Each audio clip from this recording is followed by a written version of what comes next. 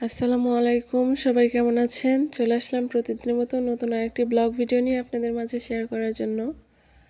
তো আমি এখানে কিছু ভর্তা বানিয়ে নেব। তো অনেক দিন ধরেই ফ্রিজে পেঁয়াজের পাতা, ধনিয়ার পাতা এগুলো সব জড়ো হয়েছিল। তো এতগুলো কি করব, নষ্ট হয়ে যাচ্ছিল। তো ভাবলাম যে এগুলো দিয়ে একটা ভর্তা বানাই। আর এখানে আমি ফুলকপির ডাঁটিও দিয়ে দিয়েছি। তো এগুলো সব কিছু এখন আমি মিক্সচার করে ভর্তা বানাবো। আসলে দেখা যায় যে বেশি করে আনলে সব কিছু নষ্ট হয়ে যায়। তো ভাবলাম যে একটা ভর্তা রেসিপি করে খাই।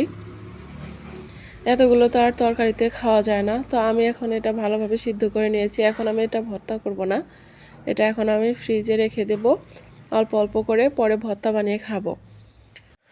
আর এদিকে শাকসহ ছোট ছোট মূলা এনেছিল। তো আমি মূলাটা ভালোভাবে পরিষ্কার করে কেটে নিয়েছি। আর শাকটাকে আমি ঝুরি করে কেটে নিয়েছি। এটা দিয়ে হচ্ছে শাকের পিঠালু রান্না করব। তো পিঠালি কে কে খেয়েছেন আমি জানি না, তবে আজকে আমি বাসায় ট্রাই করব। তো আমাদের বাসায় এখানে কেউ খায়নি, তো আজকেই তারা ফার্স্ট টাইম খাবে। তো সব ভাবিরা এসে বসে আছে যে আমি কীভাবে রান্না করি। তো এদিকে কিন্তু আমি মশলাটা ভালোভাবে কষিয়ে নিয়েছি। পেঁয়াজ আর রসুন আর জিরা একসাথে বেটে শুটকি মাছ ধুয়ে কিন্তু আমি এখানে কষিয়ে নিচ্ছি। তো আমার কষানো কিন্তু শেষ। এবার এর ভিতরে আমি ধুয়ে রাখা শাকটাও দিয়ে দিচ্ছি, দিয়ে এটা ভালোভাবে কষিয়ে নেব।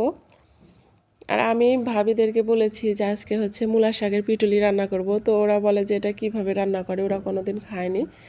তো বললাম যে আপনারা বসেন, আমি রান্না করি কিভাবে, খেয়ে দেখবেন।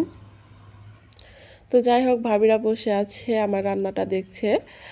তো আমার কিন্তু কষানো শেষ। আর এখানে যে মেইন জিনিসটা লাগবে পিটুলির জন্য, যে মেইন জিনিসটা সেটা হচ্ছে চালের গুঁড়ো। তো আমি এখানে কিন্তু চালের গুঁড়ো পানি দিয়ে মিক্সচার করে রেখেছি। আর এইটা হচ্ছে পিটুলির হচ্ছে মেইন যে উপকরণ সেটা, এটা ছাড়া কিন্তু পিটুলি হবে না। অনেকেই খেয়েছেন, আবার অনেকেই হয়তো জানেন না। যেমন এই বগুড়ার মানুষ জানে না যে এভাবে পিটুলি রান্না করে খেতে হয়।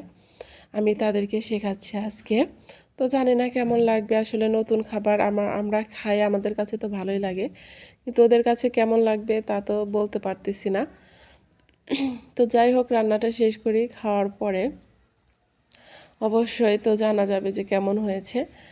তো যাই হোক, এখানে কিন্তু আমি ঝোলের পানি দিয়ে দিয়েছি। এবার আর একটু পানি লাগবে বলে কিন্তু আমি 2বার করে পানি দিয়ে দিয়েছি। এবার সেই গুলে রাখা চালের গুঁড়োটাও দিয়ে দিলাম।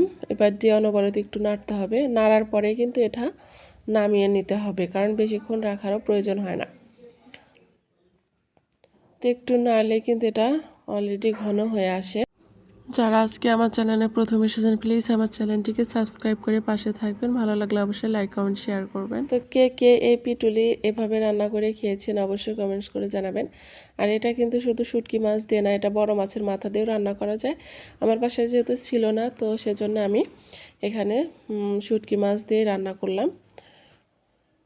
তো যাই হোক, এই তো আমার রান্নাটা কিন্তু হয়ে গেছে। বিশ্বাস করেন, ভাবিরা বসেছিল, আমি সাথে সাথে তাদেরকে দিয়েছি। তারা খেয়ে বলে যে এত ভালো হয়েছে, আসলে বলার বাইরে, যে ওরাও বলে বাড়িতে যে শ্বশুর শাশুড়িকে সবাইকে খাওয়াবে। আর দেখুন, ওরা কিন্তু অলরেডি সবাই খেয়েছে, খাওয়ার পরে বলতেছে আমাকে দেন, আমি নিয়ে বাসায় খাবো। তো দেখুন, আমি কিন্তু 3 বাটিতে বেড়ে দিয়েছি ওদেরকে নিয়ে যাওয়ার জন্য। এত মজা লেগেছে ওদের কাছে, কি আর বলবো। সবাই সুস্থ থাকবেন, ভালো থাকবেন, আল্লাহ হাফেজ।